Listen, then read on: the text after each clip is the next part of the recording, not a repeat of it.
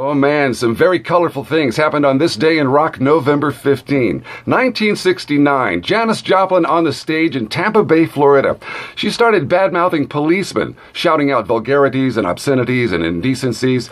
They were asking the crowd just to move back from the stage and go back to their seats, but Janis didn't like that very much. In fact, when she was leaving the stage, she started talking to a detective, called him an SOB, and told him she was going to stomp his face in.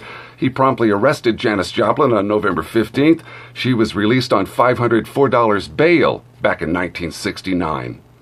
And on this day in rock in 1977, Led Zeppelin played the first of 4 shows at the Chicago Stadium. They were set up to play a few more shows, but suddenly there was bad news. Robert Plant's son, Carrick, died suddenly. Those shows were canceled.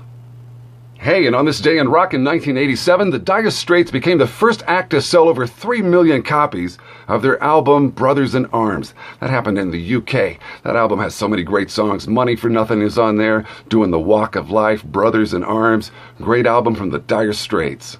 Hey, and here's something crazy from this day in rock, 1990. The producer of Milli Vanilli, he stepped forward to say, hey, those guys didn't sing one single note on any of those songs.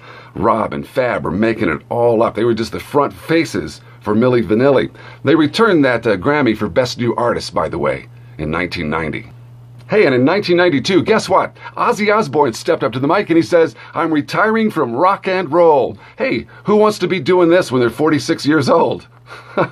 And finally, on this day in rock, 2015, trumpeter Miles Davis is voted the greatest jazz musician of all time. This is according to the BBC and Jazz FM.